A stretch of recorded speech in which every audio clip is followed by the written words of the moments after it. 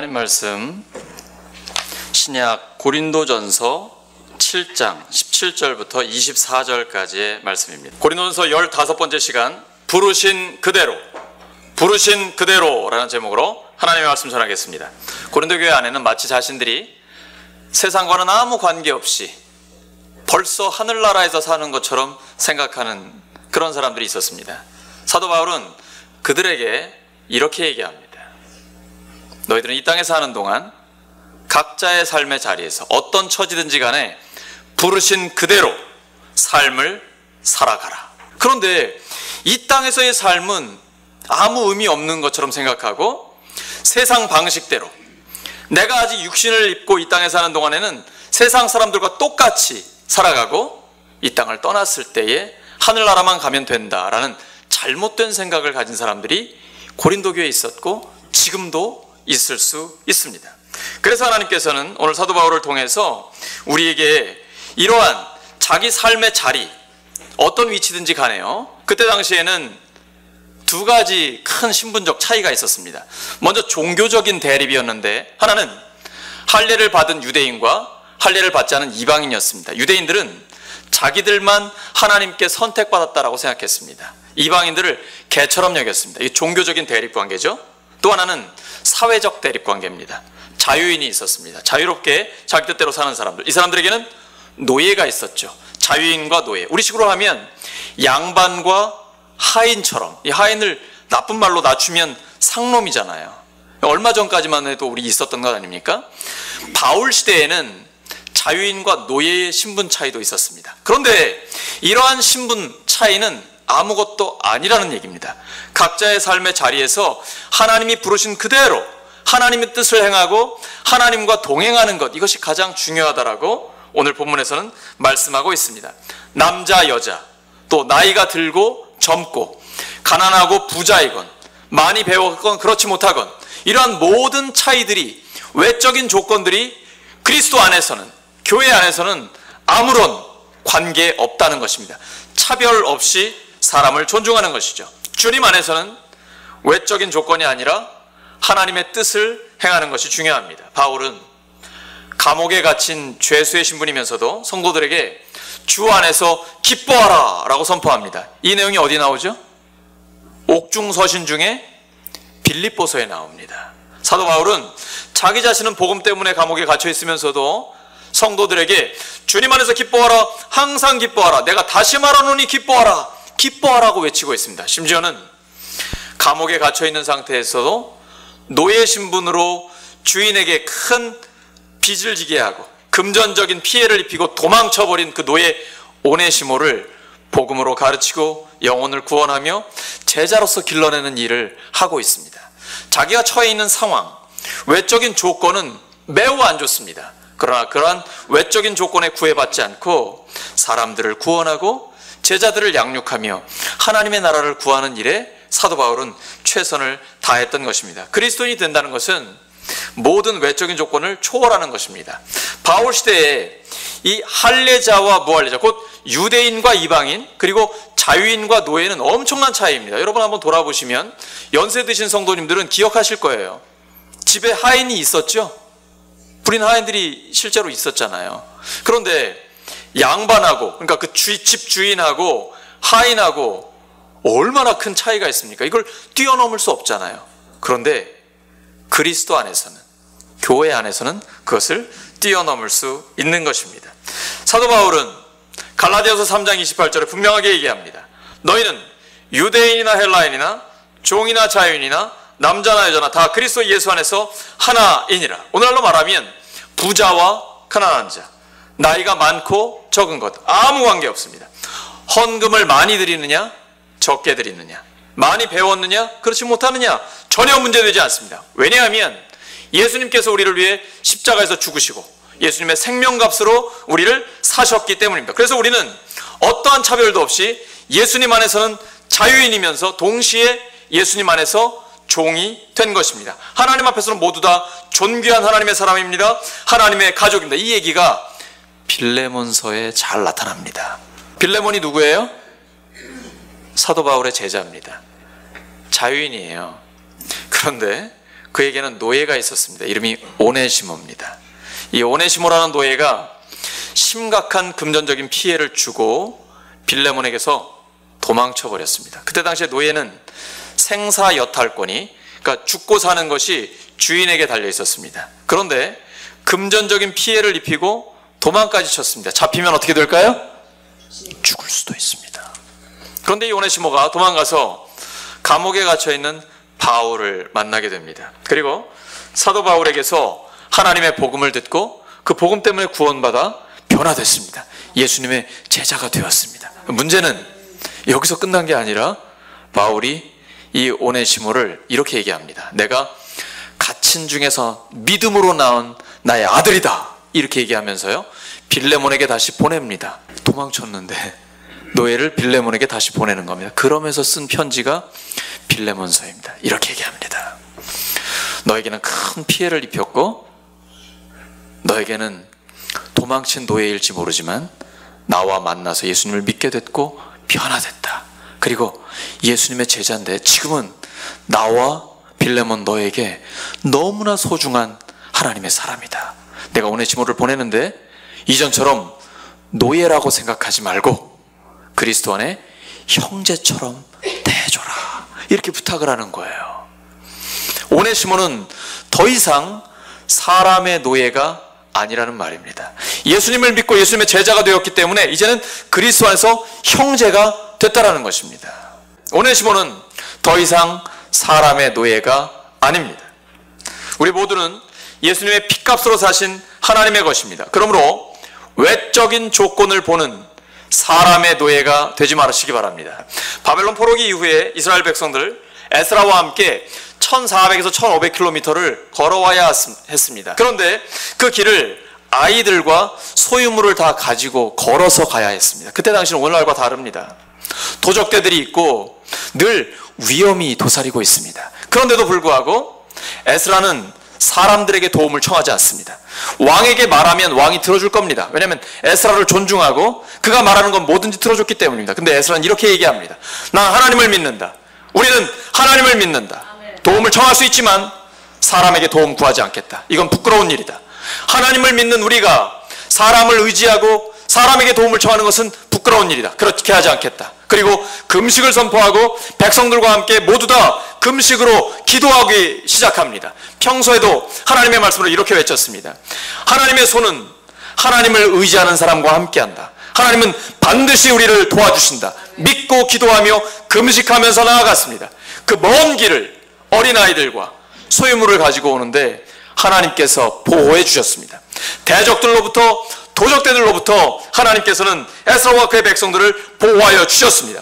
금식 기도하며 하나님만 의지했더니 하나님께서 들어주신 겁니다. 사람을 의지하지 마십시오.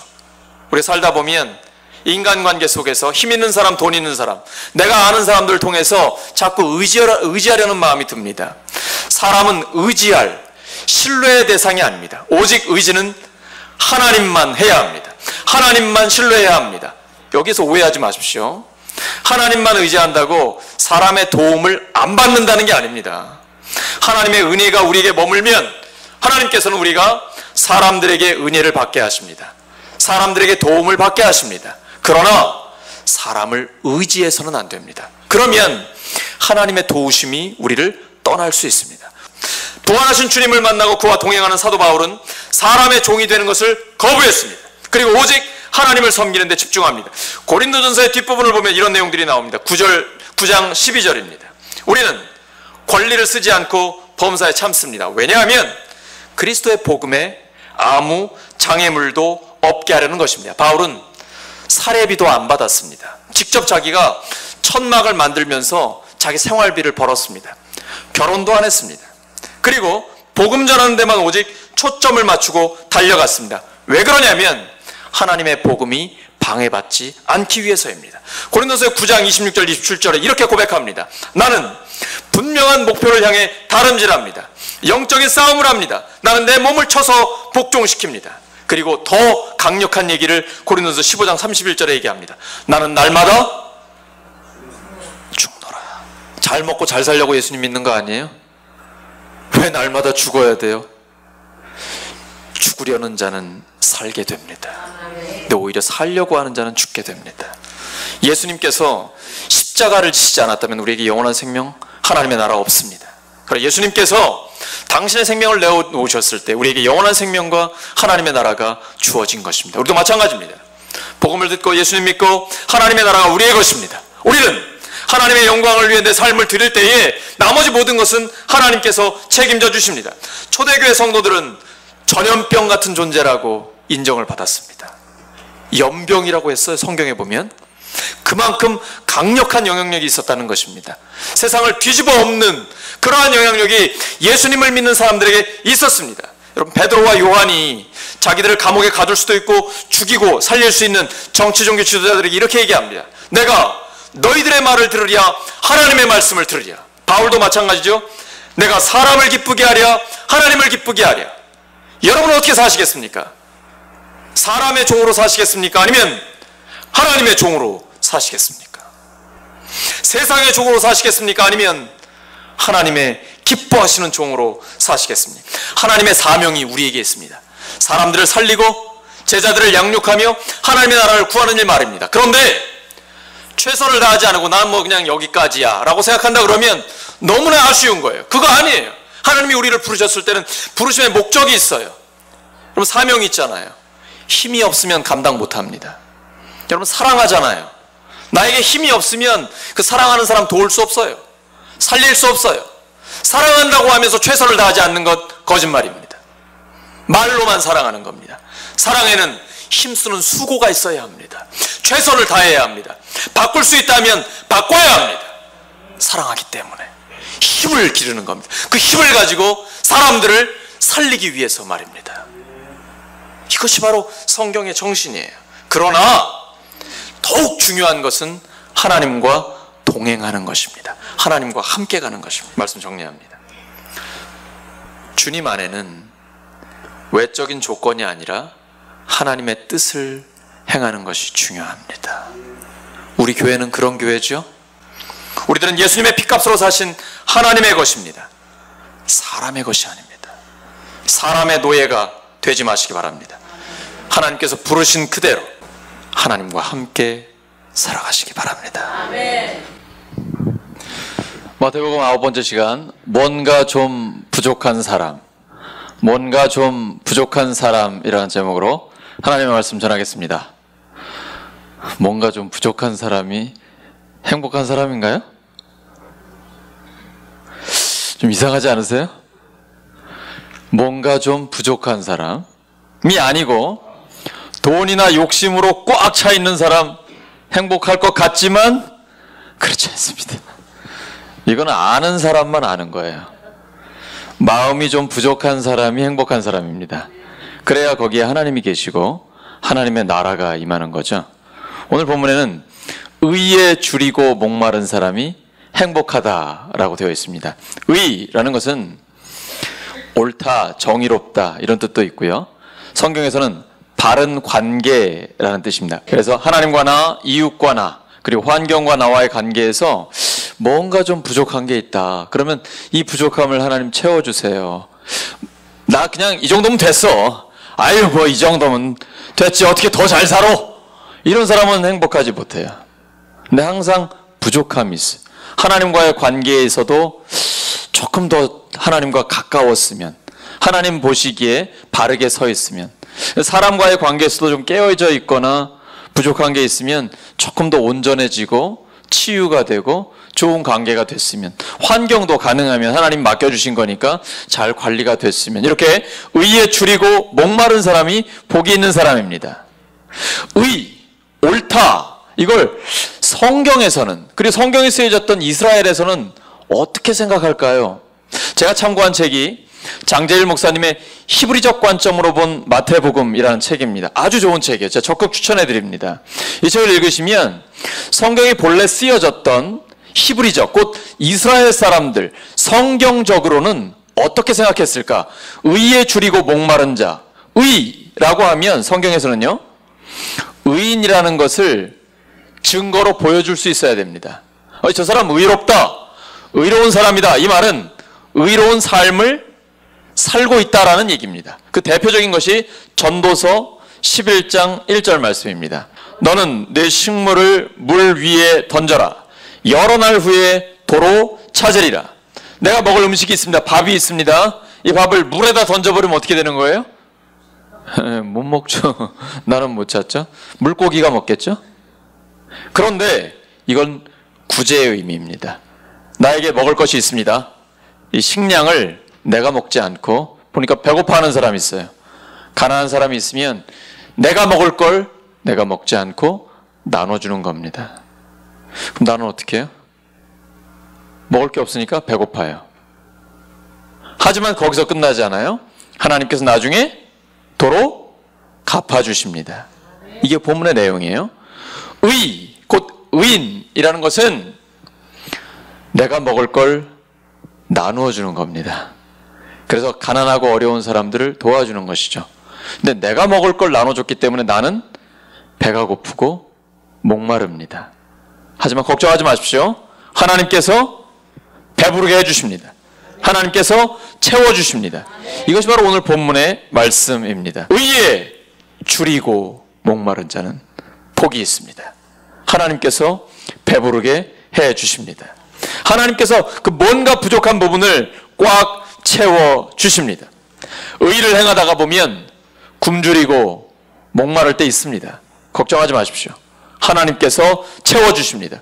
하나님이 함께 하시기 때문입니다. 이것이 가장 가치 있고 명예로운 삶입니다. 두 번째는 긍휼히 여기는 사람입니다. 긍휼히 여기는 사람 하면 이 그림이 떠올라야 합니다. 이게 성경 시대의 이스라엘 사람들이 생각했던 긍휼, 불쌍히 여기는 마음입니다.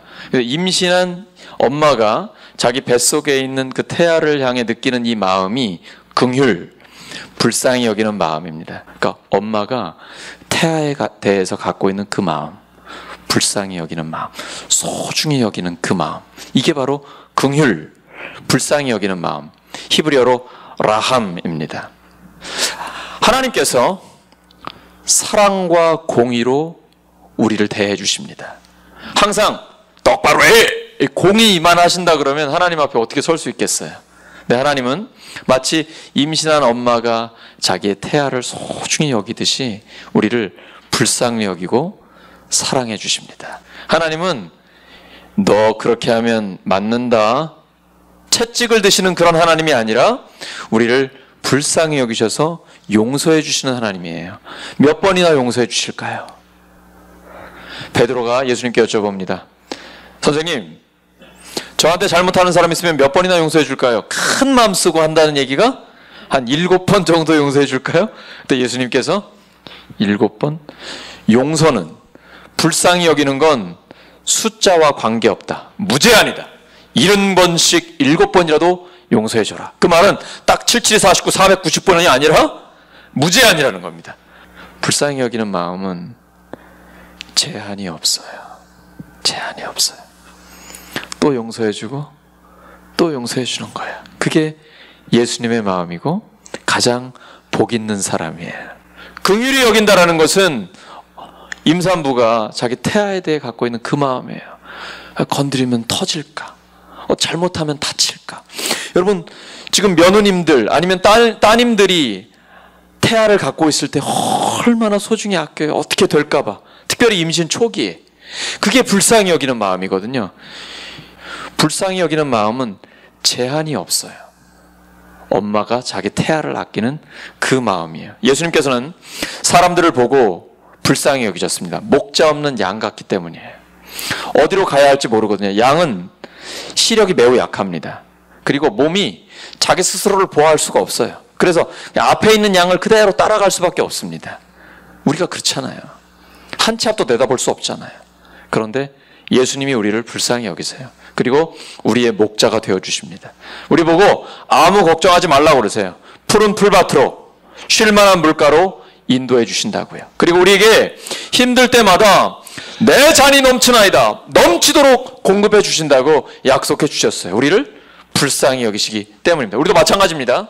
서로가 서로를 불쌍히 여기는 사람, 이 사람이 행복한 사람입니다. 특별히 가정에서, 또 구역 식구들끼리, 교회 성도들끼리 서로가 서로를 불쌍히 여기는 마음이 있어야 돼요. 항상 불쌍히 여기는 마음.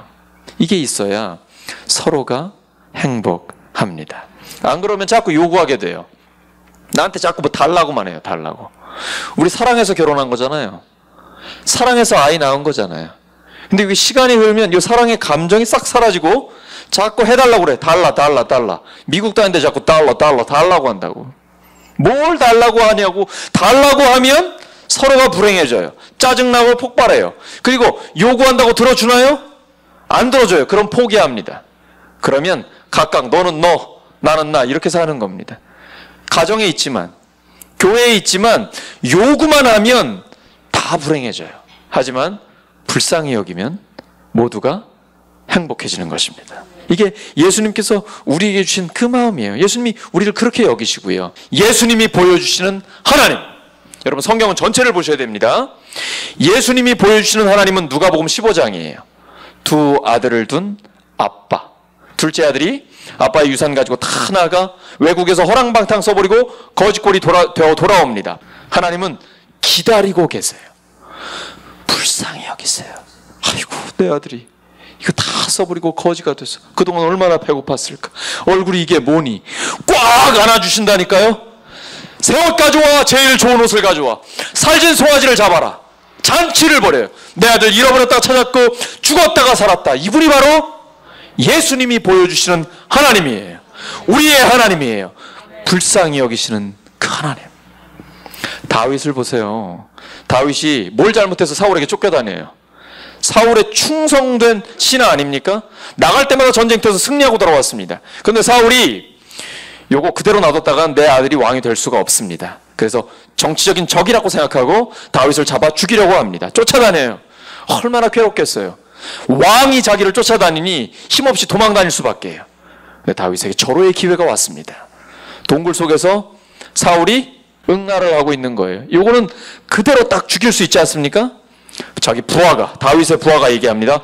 다윗 장군, 저한테 맡기십시오. 한 칼에 끝내버리겠습니다.